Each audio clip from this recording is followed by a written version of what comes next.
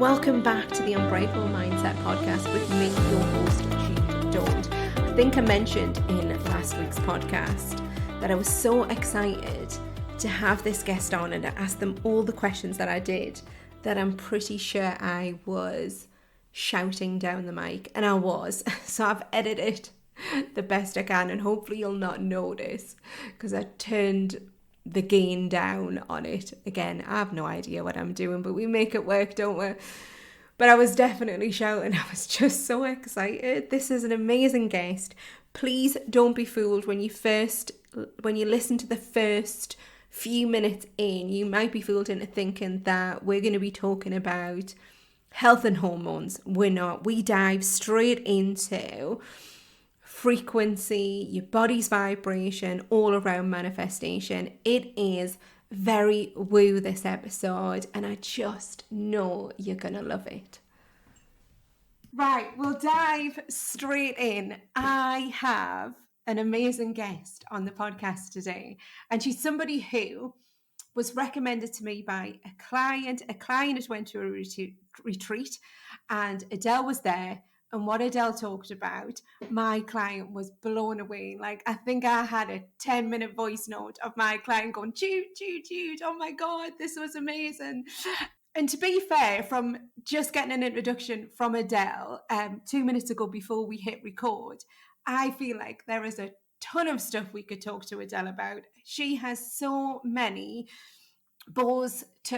string to her bows, and there's various things that she do, which we'll introduce in a second. But if I do an overview of exactly where we're going to deep dive in this episode, Adele put it perfectly when she said, I am the bridge between the woo and the science in women's health.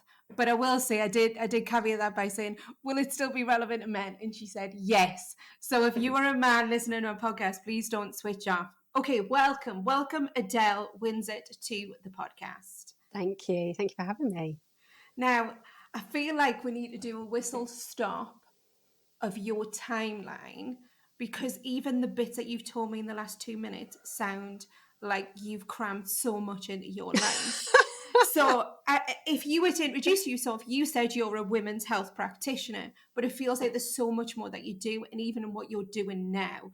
So could you give us a little timeline of where you are and all the amazing things that you're doing right now as well? That might not be relevant to the pod, but it's still relevant. So tell me a little bit about yourself. Yeah, so actually my first career, I spent 20 years in youth justice. I was a senior manager for children's services. I specialised in female offending. I used to write programmes for the country to help run for girls. So I had a very high risk, intense job, and my hobby was health. My hobby was women's health. So during that time, I trained as a Reiki master, reflexologist, bat flower practitioner. I just loved it. And at the time, I was in quite a senior position, and I was doing all the health stuff. I was doing the intermittent fasting, I was doing the fasted exercise, I was doing the ketogenic, I was doing the raw food, and my period vanished. And I was like, at the time, it was one less problem to worry about, but I thought, this isn't right. So, and how old were you at this point? I was about 35 at that point, 35, 36 at that time. So I started researching and found out that most of the advice we're given about how to be well is based on research into men, and that women get treated as small men, and therefore we adopt advice that actually doesn't make us very well. So I made it my mission to retrain, and during that time, as I was retraining in women's hormones and women's health specifically, I opened up a holistic practice where I offered lots of different healings, including womb healings, reflexology, Reiki, essential oils, flower essences, crystals, all the woo. I was fully immersed in it. Wow. What were you retraining as? What was the qualification? To retrain as a women's health practitioner. So I did very intense training around women's hormones, women's cycles. I co-authored a book called Essential Feminine Wisdom. That was my lockdown baby. Which was all about women's cycles, the more woo side. And eventually I'm now in a place where I have several clinics for women's hormones, but where relevant, as you said, I bridge the science and the woo, and that's not for everybody. I would work with women in very unique ways. Some women are very much around, I want the science, I want the hormones, I want, that kind of side of it. And right through to the other end of the spectrum, it's like, give me the energy, give me the woo, let's work in that way, and then anything else in between. So I have like a treasure trove of tools that I use with women depending on what she wants and how she wants to work on bringing harmony to her health. So yeah, that's my journey in a nutshell. Wow. And then and also within that, and the reason why I'm getting Adele to do a whistle stop of a timeline is because when you visit Adele's page, it's predominantly around the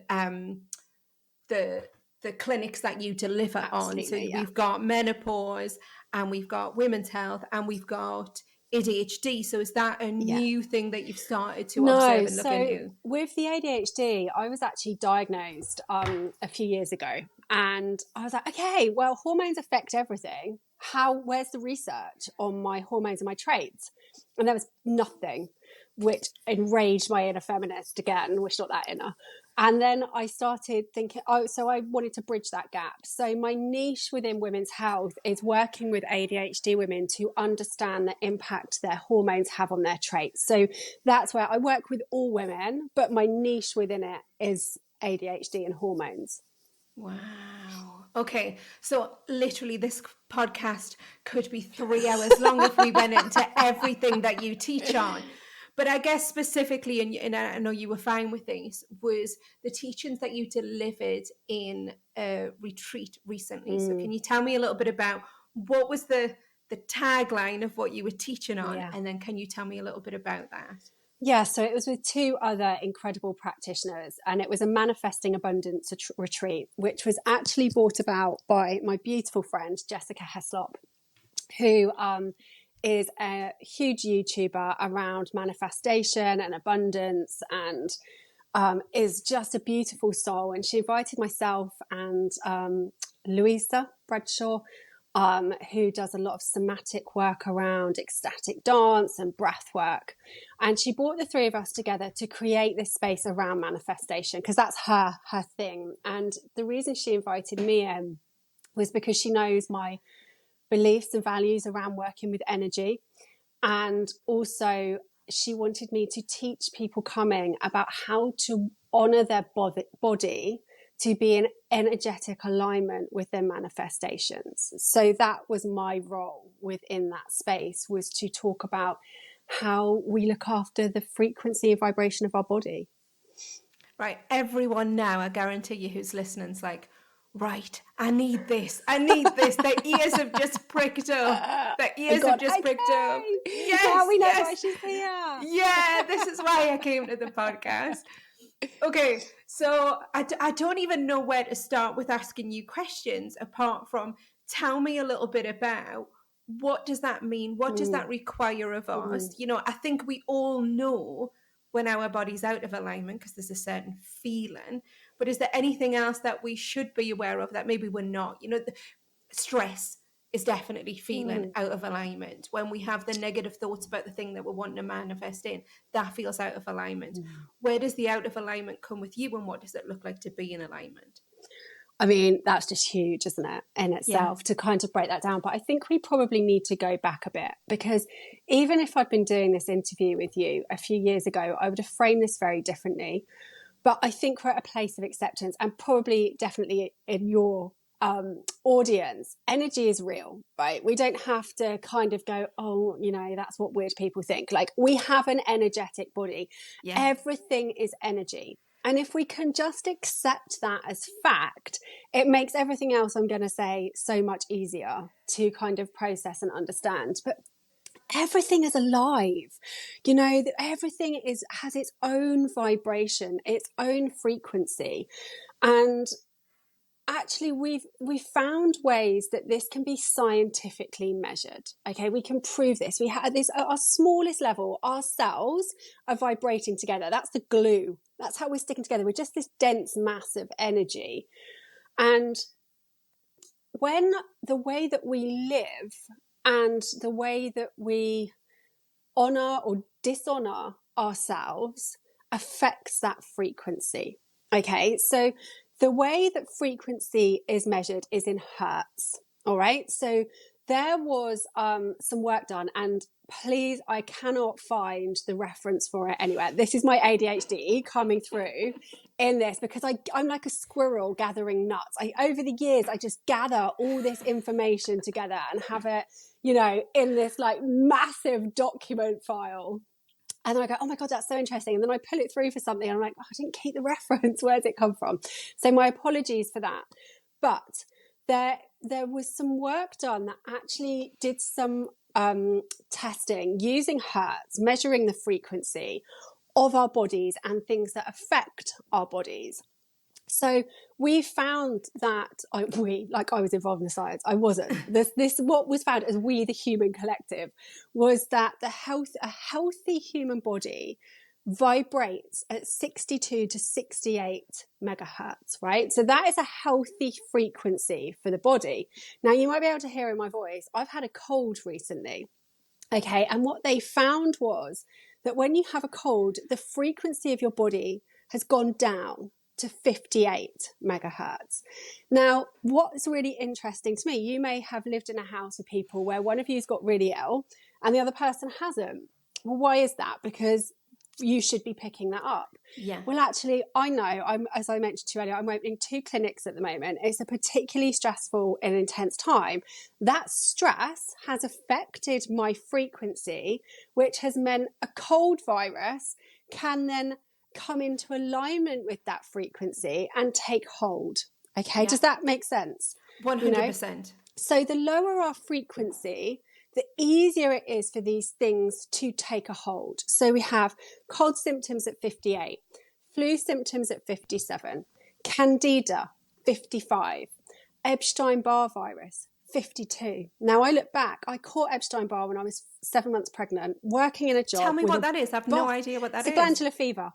Oh, okay. Glandular fever, it's massively common in people, big cause of virus-induced chronic fatigue. It used to be called the kissing disease, I think, or kissing virus, because loads of kids get it when they go to uni. That wasn't what caused it for me. But I was in a really stressful environment. I was being really bullied by my boss. There was that kind of energy. I hated it. It was high risk. And of course, my frequency went to that level where it was able to take a hold. Cancer, 42. They've actually seen when the body begins to die, it's in that stage of passing over. We're looking at 25 megahertz. So that's like what's happening with the body and different illnesses that we have data on. But then when we start to look at foods that we're putting in our body, tinned food, 0 megahertz. There is no life force in tinned food. But organic food is much higher than non-organic food because that's holding the frequency of the chemicals. So it lowers the frequency and vibration of that plant. And actually one of the highest, if not the highest that we know of, frequency is essential oils, up to 320 megahertz. That's a really high vibration to have around you.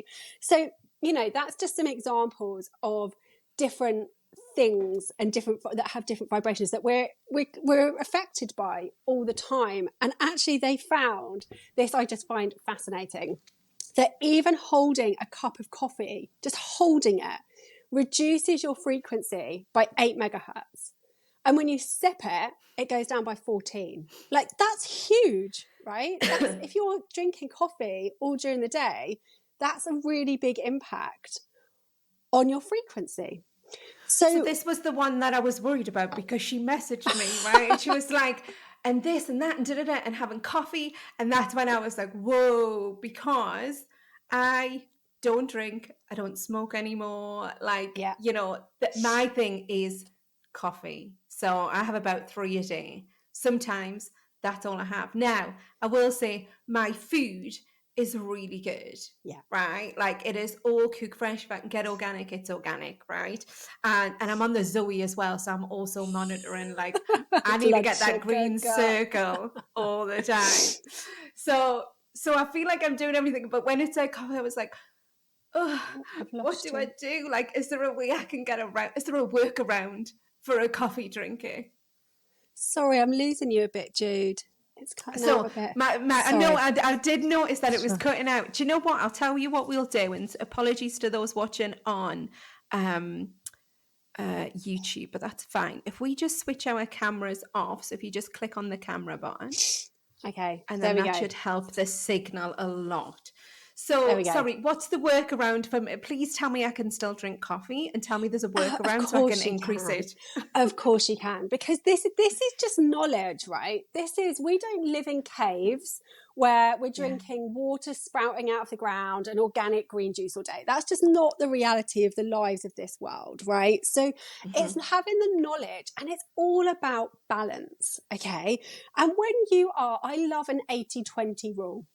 I think if 80% of the time you are living in a way that either optimizes your health, managing your frequency, whatever it is that you're doing, you've got 20% to play with, right? So it's not about saying, oh my gosh, now the coffee's got to go. How much pleasure is that coffee giving you? You know, that can counterbalance it, because not only do these physical, tangible things have frequency, but our thoughts have frequency as well. So they were able to measure negative thoughts decrease our frequency by up to 12 megahertz, right? Whereas a positive thought can increase it by 10. Prayer and meditation increases our frequency by 15. So it's not, you can have the cup of coffee, but actually the joy that it's bringing you, the pleasure that it's bringing you, might be counterbalancing it. Adele, it really does. Yeah, exactly. So, you know, and if those 3 cups of coffee during the day are the worst thing that you're doing for your frequency, enjoy that. You know, it's not about going, oh my gosh, I think this is the thing, right? We've got so much information available to us, which is amazing, but it can make us go, oh my God, I can't do anything. I can't have that. And we could create this really sterile, joyless life that is not about that. Well, you know, we love pleasure. You know, coffee's giving you that pleasure. Embrace it, enjoy it. If that, you know, certain type of food, the tinned peaches light up your life, enjoy them, you know, but be mindful that you can't live off that. There's no energy being nourished in your body. Do you know what? I'm so pleased you said that, because it was at a point where I was also losing my voice a lot. And when I went, and my business partner was like, you need to just cut back on your coffee. And I was like, get lost. I'm not cutting back on my coffee. I'd rather lose my voice for 3 days, which as you know, working with people, when you lose your voice, it massively impacts your day. You can't work. Like, I can't record the podcast. No. I can't have clients. Like, it cancels everything out. Yeah. So I have got workarounds now. Like, so there's certain things that I do as soon as I feel it coming on. There's this old, oh my God, I have to send you a picture when I get home. There's this really old fashioned, almost looks like something from a Victorian era, where it's got like a tube on the top and you put hot water in and you just sucking through it to cleanse the throat. Lovely. And so far, touch wood, I don't think I've lost my voice in 9 months. Amazing. Which is huge. Yeah. So again, a workaround. I need a copy of this, Jude. I need to see what this is. I love a new device, a tool. Honestly, it's fantastic. And it really looks, it's called Dr. Nelson, I think it's called. Dr. Nelson something. Apparently it was used by the actors in the theatres years ago to keep their vocal cords moist when they were singing and things like that. So yeah, dead interested. Okay, so love all that. Oh my God, I am almost wanting to jump off this podcast and Google everything that is energy hertz and what the numbers are. Now, tell me a little bit about those essential oil, because I am such a one for smells. Yes. So everything in my office, there is a device for something that gives off a smell, whether it's a candle, whether it's the diffuser, whether it's the plug-in, what's it called, aromatherapy associates, which I paid about £100 for the diffuser, and I really can't smell it, which is such a shame. Oh no! I know, I'm gutted, but I do have a different one that I then moved to the house that I now need to bring back, which I put little drops in of diffuser oil and it just fills the air. It's gorgeous. Amazing. So now in my head, I'm like, amazing. Is that lifting my energy, or do I have to put essential oils on my body? Like, what is that? No, you've got to remember, I mean, the air around us, that atmosphere is packed full of frequencies, most of them not great, around us. But you think about the energy of your home if you've had an argument with someone, or if there's been difficult conversations. The energy is going to feel different than if it's been full of joy and laughter.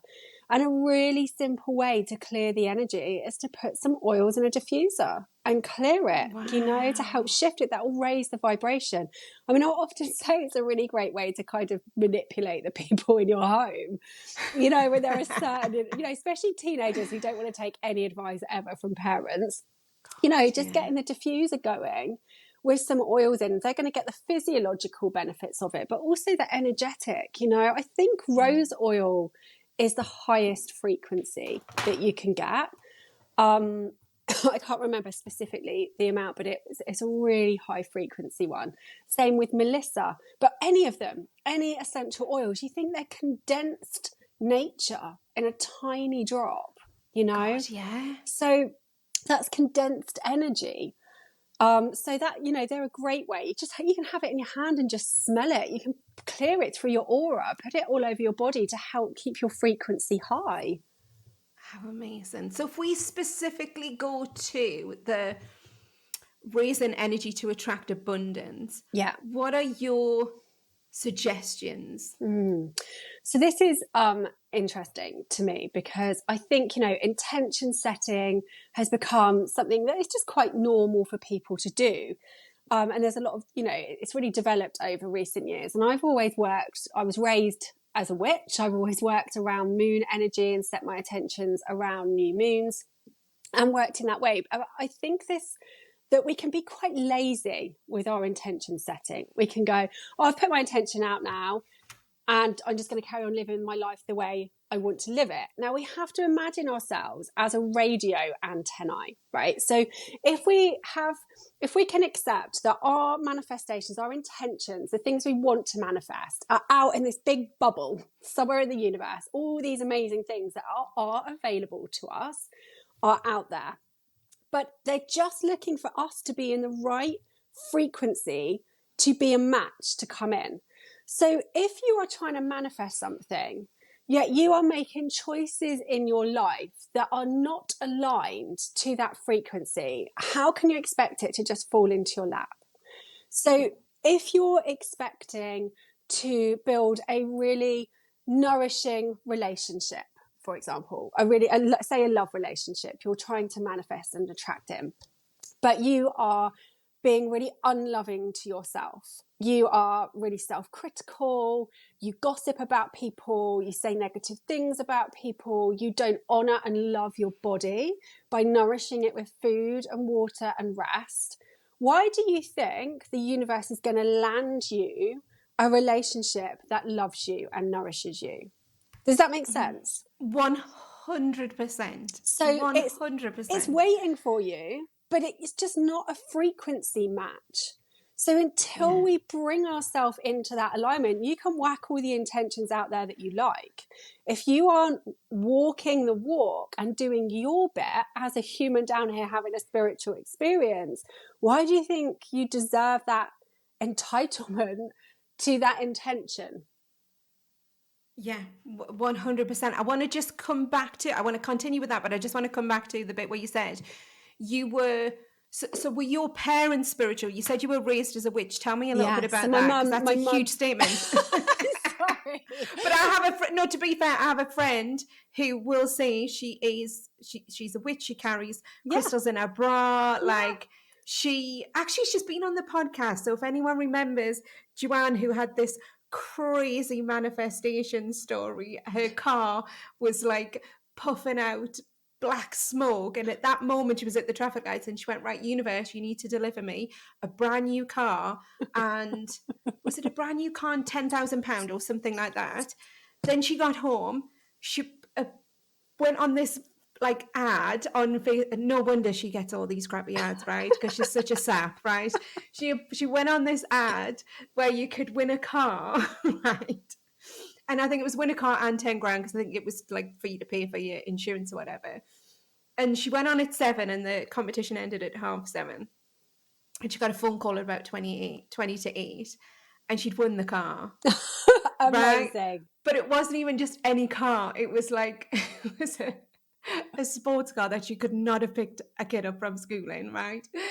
Like a Mustang or something. Amazing. So they were like, do you want the car? Do you want the money? And she went, well, I'll have the money. And it was like 100 odd grand. Amazing. I love that. I know. Anyway, so going back to it, sorry.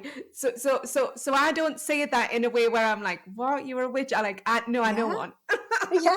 Well, I mean, I actually believe all women are witches. You know, I think, you know, for anyone who feels jarred by that word, I would really look into what it actually means rather than the way it's been portrayed over many hundreds of years. But I won't get on my soapbox about that. It's just that we work with energy. We live in cycles of the earth. So my mum was a witch, I'm a witch, and I raise my daughters around that. And if that's a path they choose when they're older, then so be it. And that was quite interesting to me that I'd been raised around these cycles of the earth and the moon, but this had never been connected to my own cycle. That wasn't until I went on my own journey with it, where I was like, this is it. This is the missing part. And we cycle like the moon. Pause for a second, because I've got so many questions, right? Because you saying you were raised as a witch and you're raising your children as them, right? As somebody who was raised as a Catholic, right? Which has nothing similar at all, right? Apart from so me being raised as a Catholic meant I went to a Catholic school. When I stayed at my dad's house, we said prayers on a night time and we would go to church every Sunday. That's what it looked like.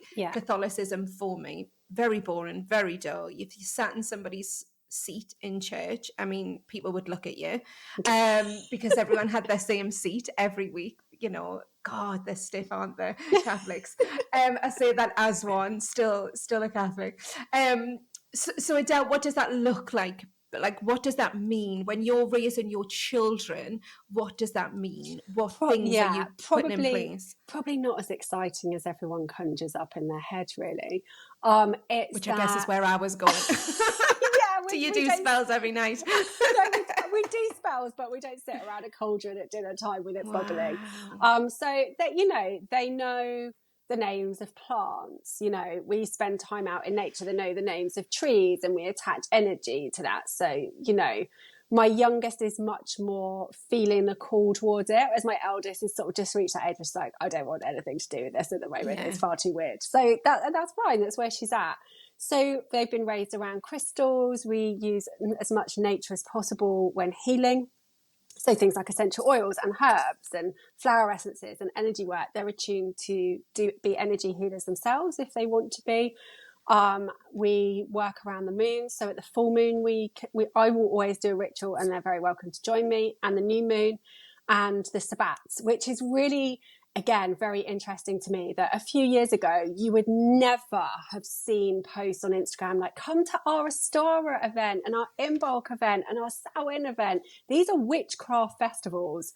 I was going to say the words I've never heard before. Yeah, but if you look, there's a lot of like yoga workshops and sound baths that you are using these, we call them sabbats, so like seasonal celebrations, because people are waking up, they're feeling this call, but they've got no idea of the historical link with witchcraft around them that they're using. So it's very interesting to watch this kind of almost blind awakening, this reconnection to these ancient beliefs and ancient ways of being that are coming back to life now. So yes, it's not as weird as you probably think. My house looks very normal, apart from, you know, the crystals around and things like that. But it's just about to get them to check in with energy, to feel people. You know, how did that person make you feel? What were your thoughts when they came into the room? Making sure they listen to their intuition and we don't poo-poo it. If they get a feeling about something, I teach them to trust that. Right. Whereas what we tend to do is teach, no, don't be silly. That's just and dismiss it. So we start to shut it down. So yeah, they're just some of the ways that I weave it in, but they don't have to run around like they're at Hogwarts at the weekend. Right. I feel like I've got loads of questions and I need to download them all. Right, 2 seconds. So one that I had was, well, my first thought was, there's one that it must be really exciting for you to see that loads of people are now tuning into something that you might have been shunned for in the past. But I would imagine there's probably also an element of frustration, maybe because there's probably people out there talking about it that don't necessarily know. They're picking up bits but haven't got the right information, so they're teaching in the wrong way. Is that right? I'm guessing, by the way. Yeah, you're actually really right with that. I went through a bit where I was like, oh my gosh, this is really not factually correct. And it's not. I went into, I guess, probably a bit of an ego state with it. Like, this is not right. But then I kind of wound my neck in and was like, actually, the good thing is that people are reconnecting with nature. They are reconnecting with these seasons and these cycles. And if it's not completely accurate, okay, everyone has their own responsibility to question things. You know, I would never just accept something blindly. So the fact that it's waking up, I really like, and it's being shared, even if people don't really understand where it's coming from. The important thing is it's about reconnecting with these cycles, because I believe that disconnect is a part of why we're all feeling the way that we do. So that leads me, I've got 2 more questions, right? So the first one was, and this will be a really quick one for you to answer, I'm guessing. If you were to recommend teachings, books, there might be YouTube videos on it, where would you suggest, if people want to know the historical witchcraft, the right back to the core, everything that you probably were taught as a child and started to learn, where would you suggest they go from a tool point of view or a teaching? Oh, it's a really good question, because I haven't read any books on it for so long. Never. I would say, if you want a more modern book around it, I would have a look at Lisa Lister's work in her book Witch. That's a really good book, but it's got a very strong sort of women empowerment element to it. But look at the work of Glennie Kindred. She's got some beautiful work. I'll put links to these names, and I'll put them in the show notes as well. Okay, so finally, because you are so busy, it's not, and I would love to keep you on here for 2 hours if I could, but I appreciate I didn't book you in for 2 hours. So the last thing, which I'm thinking my listeners might have a question on, is how do you reconnect with cycles? What does that mean, and what can we start doing? Oh my gosh, this is literally one of my favourite things to speak about. So, I mean, in terms of our cycles, I would say it depends obviously whether you're a woman, whether you're a cycling woman, but as to how you do this. But I would say the simplest way is to get out and walk in nature. Okay, like just get out there. If you live somewhere where there are seasons, that is such a gift. And we can get outside. And if you're ever feeling disconnected, you're feeling like, oh, why am I not? For example, when we come to January and everyone's like, I'm going to strip back my diet, I'm going to hit the gym. That's so the wrong time to be doing that. If we're in alignment with the seasons, look at what nature's doing at that time. A tree is not smashing it in winter, right? A tree looks like it has nothing going on because it has gone inward. There's lots going on inside, but it's in a state of like reflection for us as humans. That's the energy of winter. It's not the energy of action and going. That's the energy of summer. So just get out in nature. When people are going, oh, I don't want to go out and socialise, I want to be in. Listen to that. You know, I hibernate in the winter. I feel the call to be in. It's where I do a lot of my inner work, a lot of reflection. What's working? What's not working? What do I need to shed? What do I need to let go of? You know, that's very much an autumnal energy. The trees are letting go of what no longer serves them, so that they can go back in to nourish the earth and grow again. It's this cycle that continues, but we are living in a culture that expects us to go, go, go, go, go, go, go. You know, this sort of internalized capitalism where we're expected to do the same thing every single day, and we feel guilty if we take a break. And actually, that's why I think people are burnt out, exhausted, mental health issues, because we're not meant to live like that. We're cyclical beings as women. And, we're meant to do this ebb and this flow. So my first thing that is the easiest thing to do is get out in nature, and then start to connect with yourself. How am I feeling at the moment? What do I want to do in this season of my life? Do I want to be packing it with all these things to do, or do I want to be in? Do I want to be still? Do I want to be under a blanket with something really hot and cozy and just enjoying that? So that would be step one. You might like to start working with the phases of the moon. How do you feel at different phases of the moon? You can track this. I've got a free tracker on my website. You can download whether you're bleeding or not. If you just want to track around the moon, you can do that. And there's a video to explain that. See how you feel at the full moon. See how you feel on a new or dark moon. Do you sleep differently? Most people find their sleep is disrupted around a full moon. Start to reconnect with these cycles that most of the time we're oblivious to. And then, of course, if you're a menstruating woman, come to your own cycle. We are living in a masculine world where we are expected to show up the same every single day. That's not how women are designed. It burns us out. We are meant to ebb and flow. We are meant to have times where we are in our external action and times where we are in our reflection. And that ebb and flows throughout the month. And so many women, they're in their luteal phase, the phase before their bleed, which is an autumn phase. It's an inner slow phase. And they're pushing through. They're going to the HIIT class. They're fasting. All these things that are so bad for us in that phase. And yet we're conditioned to think it's good for us, that we should be doing it. And then we feel crap. So it's about coming back to nature cycles and your own cycles and starting to weave in these little minutes. If all you've got is a pot plant because you live in a city, sit with that plant. I know that sounds a bit weird, but sit and just appreciate the amazingness of it, that it's able to grow and flourish, and just find ways to reconnect to what is going on around you. Do you know what? I love that you said that about the cycles, because don't want to give you a part of history. Really briefly, I've been on a pill most of my adult life where I don't get periods, which has been fantastic because I've never had, you don't get any, ups and downs with your mood or anything like that. It's completely stable.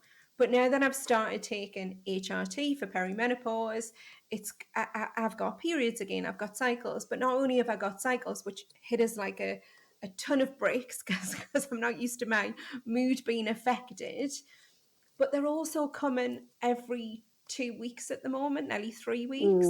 And I have been, I know it eventually will stabilise out and I need to go back to the clinic about it. But what was I going to say? Yeah, I noticed that my energy was so bad. I forced myself, exactly what you just said, I forced myself to go to the gym, right? Yeah. And I remember thinking, this is pathetic. This is the worst gym session I've ever had. And I went with my daughter, and at the minute, my daughter, who's 16, well, nearly 17, she's really into it. So actually, going together has been lovely for us. But I did have to say to her, look, I'm done. And she was like, what, already? I've still got like 4 machines to go. And I was like, I know, it's fine. But luckily it's in a shopping centre. And I was like, I just need to go. I'm going to nip to Marxie's. I need to get some cards. And as I was walking out, I rang my husband and he was like, you all right? You finished early? And I was like, I feel like I could cry. Like I really shouldn't have done that workout. I love that. And that's nuts. And I was so annoyed with myself. And I remember speaking to my friend the next day because she... before she had a hysterectomy, she was bleeding pretty much all the time.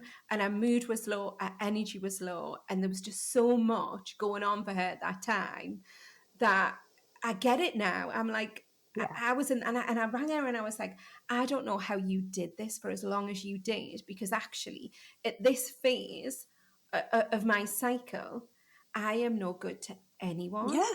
And I didn't realise how much that had affected us because I've never had a cycle for 20 years. Yeah, absolutely. And that's really common, but the beauty of that is that, I'm conscious of the time and I could talk to you about this forever, but, actually...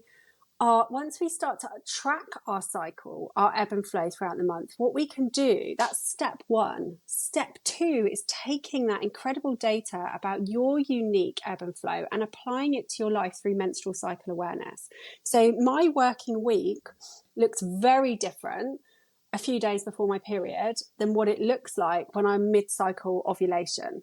They're very different. I'm working long days, back to back. I'm on fire. I'm like, boom, do.